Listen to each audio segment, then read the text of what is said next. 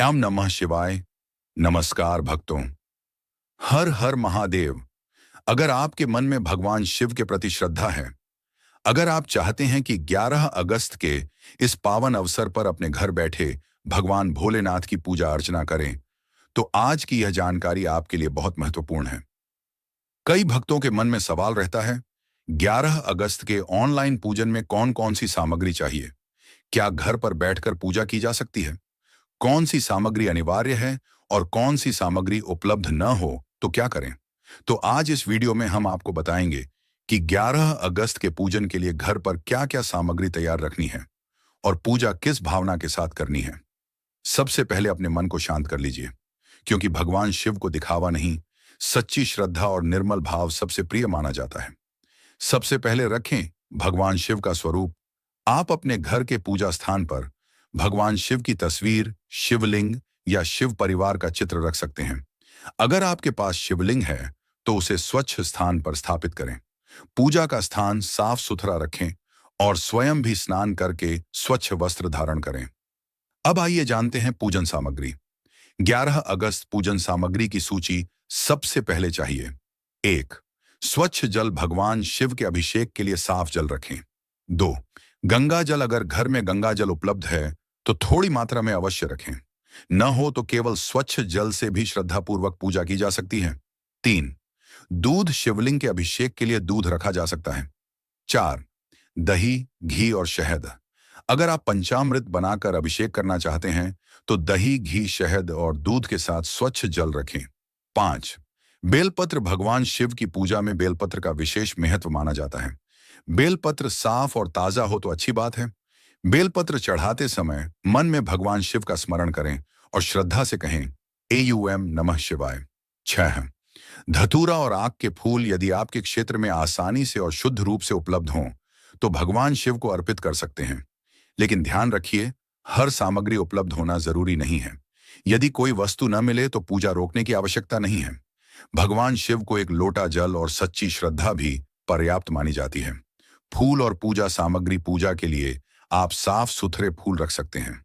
सफेद फूल उपलब्ध हों तो अच्छे हैं, लेकिन किसी विशेष फूल के न मिलने पर श्रद्धा से उपलब्ध स्वच्छ फूल अर्पित किए जा सकते हैं। इसके साथ रखें अक्षत यानी साबुत चावल, रोली या चंदन, मौली अलावा धूप, दीपक, कपूर, घी या तेल, अगरबत्ती, नैवेद्य या फल, मिठाई, पान और सुपारी यदि आपकी पूजा पद्धति में उपयोग होती हो। दीपक जरूर जलाएं। अब पूजा स्थान पर एक दीपक जलाइए। दीपक जलाते समय अपने मन में एक ही प्रार्थना करें, हे महादेव, मेरे घर में सुख, शांति और सद्बुद्धि बनाए रखना। मेरे परिवार पर अपनी कृपा बनाए रखना। भक्तों, पूजा में सबसे बड़ी चीज सामग्री नहीं बल्कि भावना है। अगर किसी भक्त के पास बहुत सारी सामग्री नहीं है तो उसे चिंता नहीं करनी चाहिए। एक लोटा जल लेकर भी भगवान शिव का स्मरण किया जा सकता है। ऑनलाइन पूजन कैसे करें? अगर आप 11 अगस्त को ऑनलाइन पूजन में शामिल हो रहे हैं तो पूजा शुरू होने से पहले अपने घर के पूजा स्थान को साफ कर लें। भगवान शिव की तस्वीर या शिवलिंग के सामने सामग्री व्यवस्थित करके रख दें। मोबाइल या जिस माध्यम से आप ऑनलाइन पूजन में जुड़ रहे हैं उसे ऐसी जगह रखें जहां से आप पूजा की विधि आसानी से देख और सुन सकें। लेकिन याद रखिए, ऑनलाइन जुड़ना ही पूजा का पूरा अर्थ नहीं है। पूजा करते समय आपका मन भी भगवान शिव में जुड़ा होना चाहिए। कुछ मिनट के लिए अपने मन की चिंता छोड़ दीजिए। न धन की चिंता, न घर की चिंता, न भविष्य की चिंता। बस भोलेनाथ का स्मरण कीजिए। अभिषेक की सरल विधि। अब सबसे पहले शिवलिंग पर स्वच्छ जल अर्पित करें। फिर श्रद्धा के अनुसार दूध या पंचामृत से अभिषेक कर सकते हैं। इसके बाद दोबारा स्वच्छ जल से शिवलिंग का अभिषेक करें। अब चंदन अर्पित करें, फूल अर्पित करें, बेलपत्र अर्पित करें, अक्षत अर्पित करें, धूप और दीप दिखाएं। फिर भगवान शिव को फल या मिठाई का भोग लगाएं और अंत में हाथ जोड़कर भगवान शिव से अपनी मनोकामना कहें।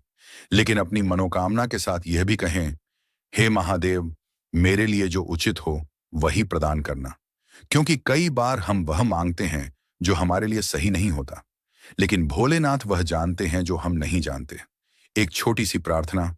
अब आप मेरे साथ मन ही मन बोलिए, हे भगवान भोलेनाथ, मेरे घर से दुख और अशांति दूर करना। मेरे परिवार को स्वस्थ और सुखी रखना। मेरे मन को शांति देना, मेरी गलतियों को क्षमा करना, मेरे जीवन में सही मार्ग दिखाना, और जब भी मैं परेशान हूं, मुझे आपका स्मरण करने की शक्ति देना।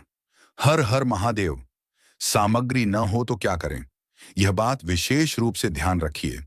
अगर आपके पास गंगा जल नहीं है, तो स्वच्छ जल से पूजा करें। अगर दूध नहीं है, तो केवल जल से अभिषेक करें। अगर बेलपत्र नहीं मिल रहा, तो भगवान शिव का ध्यान करें। अगर फूल नहीं है, तो मन से फूल अर्पित करने की भावना रखें, क्योंकि पूजा किसी वस्तु की कीमत से बड़ी नहीं होती। भक्ति का मूल्य बाजार में नहीं मिलता। भगवान शिव के सामने सच्चे मन से झुकना ही सबसे बड़ी पूजा है। ओम मंत्र जाप पूजन के दौरान आप श्रद्धा के अनुसार ओम नमः शिवाय का जाप कर सकते हैं। धीरे धीरे शांत मन से एयम नमः शिवाय, एयम नमः शिवाय, एयम नमः शिवाय। कुछ समय के लिए अपनी आंखें बंद कर लीजिए।